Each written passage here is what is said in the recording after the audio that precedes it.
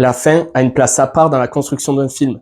C'est la dernière chose que l'on va voir, c'est la conclusion pour nos personnages, pour notre histoire. Elle peut soit gâcher l'intégralité du film, soit, au contraire, totalement le changer en quelques secondes. Dans le cinéma, on a eu le droit à une multitude de fins, des mauvaises, des bonnes, des excellentes, mais pour moi, une les surpasse toutes. Vous l'aurez compris si vous avez reconnu l'affiche, aujourd'hui on va parler du Seigneur des Anneaux. Et alors je ne sais pas qui n'a pas encore vu ces films, mais je préfère vous prévenir, je vais spoiler la fin du coup du Seigneur des Anneaux. Avant toute chose et avant d'analyser cette fin point par point, je vais d'abord définir ce qui est pour moi une bonne fin. Déjà, dans un premier temps, une bonne fin doit nous marquer, elle doit être mémorable, que ce soit d'une manière ou d'une autre. On doit s'en souvenir, c'est ce qui conclut le film. Si on oublie la fin, c'est qu'il y a un problème. Ensuite, dans une fin, il doit y avoir de l'émotion. Qu'importe le genre du film, il faut que cette fin nous touche.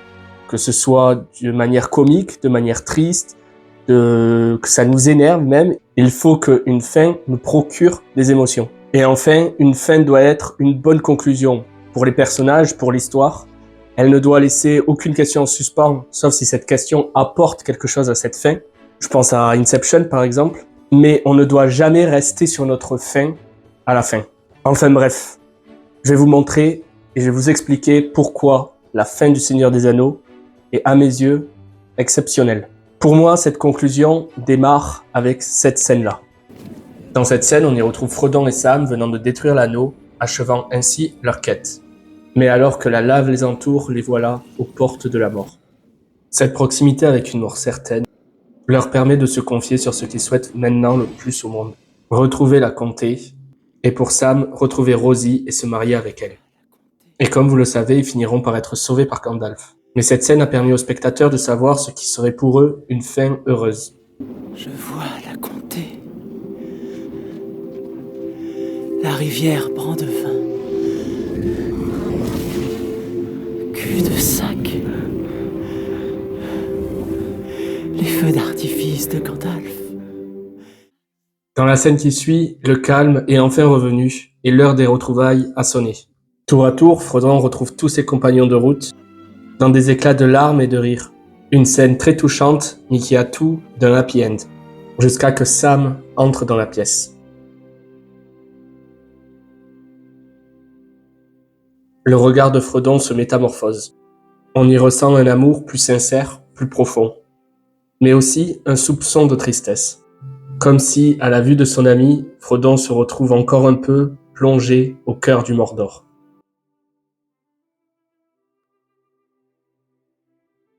On a le droit ici à une scène lourde émotionnellement, heureuse dans un premier temps, mais nuancée par le regard de Sam et Frodon. Car dans leurs yeux, on peut y lire quelque chose, un présage. Présage que pour Peter Jackson, une fin ne peut pas être totalement heureuse. Pourtant, tout nous indique une fin heureuse. Le roi est couronné, il retrouve la femme qu'il a toujours aimée. La paix et l'équilibre est revenu en terre du milieu. Toujours dans cette atmosphère planante d'épilogue, on assiste encore à une scène magnifique, qui glorifie et montre toute la portée des actes de nos héros, et qui rend honneur à leur courage. Mais comme chaque fin de scène de cette conclusion, la caméra vient s'attarder sur le regard de Frodon. À partir de ce moment précis, pour moi, ça devient dur de ne pas avoir la larme au coin de l'œil. Les voilà ensuite de retour à la comté. Ce que Frodon et Sam souhaitaient le plus au monde se réalise. Je ne sais pas si vous l'aurez remarqué, mais à partir du deuxième Seigneur des Anneaux, le 2 et 3, même dans sa conclusion épique, aucun de nos personnages ne meurt. Parce que Peter Jackson a compris quelque chose. Il n'y a pas besoin de mort pour émouvoir les foules lorsqu'on a compris tout le poids d'une telle épopée. Et cette scène vient en témoigner.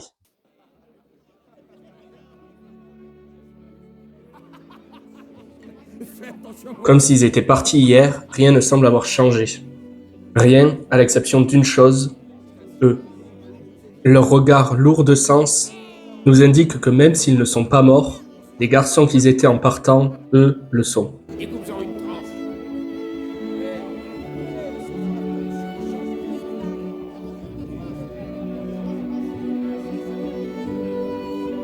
Une scène que je trouve encore une fois magnifique, et qui montre bien aux spectateurs que ce qu'ils ont vécu durant ces 9 heures, ce n'était pas rien. Sam finit bel et bien par se marier avec Rosie, et alors que le temps est à la fête et le cœur à l'amour, le bonheur est revenu, sauf, une fois de plus, dans le regard de Frodon. Car une part de lui demeure en Mordor.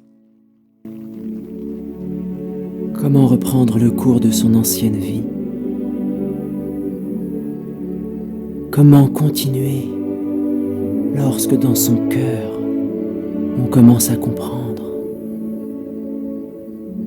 qu'on ne peut plus retourner en arrière? Il y a des choses que le temps ne peut cicatriser, des blessures si profondes qu'elles se sont emparées de vous. C'est ainsi qu'on arrive à la fin de l'aventure, alors que déjà depuis 10 minutes, on est torturé entre le bonheur d'une comté retrouvée et le chagrin au cœur du regard de Frodon. Une scène aussi logique que déchirante nous attend. Alors que nos personnages amènent Bilbon pour un dernier voyage, ce dernier ne va pas partir seul. Tout juste sorti des retrouvailles, une séparation, cette fois-ci définitive, les attend. Tout d'abord celle de Gandalf, avec ses phrases qui peuvent être tout autant adressées aux personnages qu'aux spectateurs. Adieu, mes braves hobbits. Mon œuvre est achevée. C'est ici, sur les rives de la mer, que prend fin notre communauté. Je ne vous dirai pas de ne pas pleurer, car toutes les larmes ne sont pas un mal. Et enfin, c'est au tour de Frodon de s'en aller. Lui qui a tant changé, n'a pas réussi à retrouver sa place et doit donc partir pour la chercher ailleurs. Et une fois de plus, l'émotion est au rendez-vous dans une séparation déchirante.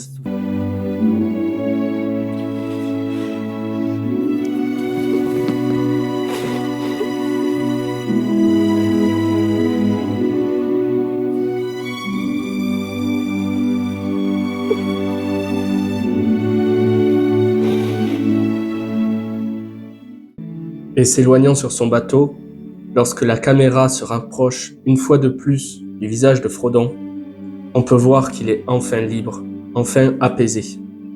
Le sourire aux lèvres, il sait qu'il va pouvoir enfin guérir.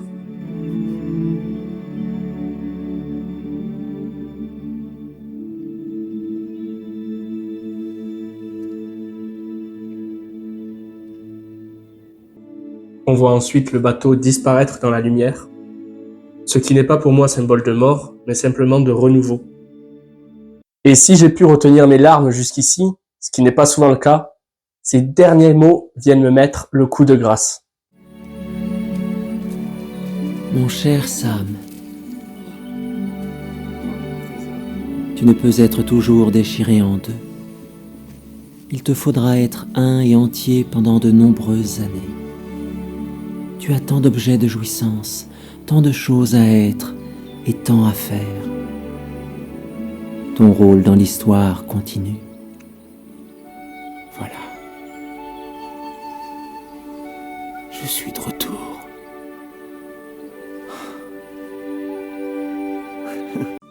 Et ainsi, la porte se ferme sur cette extraordinaire aventure qu'est le Seigneur des Anneaux.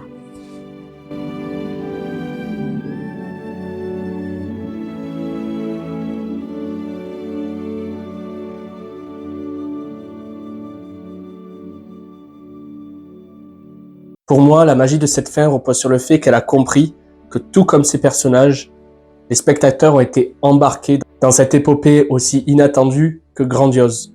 Aussi heureuse que déchirante, cette fin joue avec nos émotions. Parce que oui, cette fin est belle et douce. Elle emplit nos yeux de larmes pour tous ces personnages qui sont enfin en paix. Mais au creux de la gorge, il y a autre chose. Au creux de la gorge, on ressent une amertume.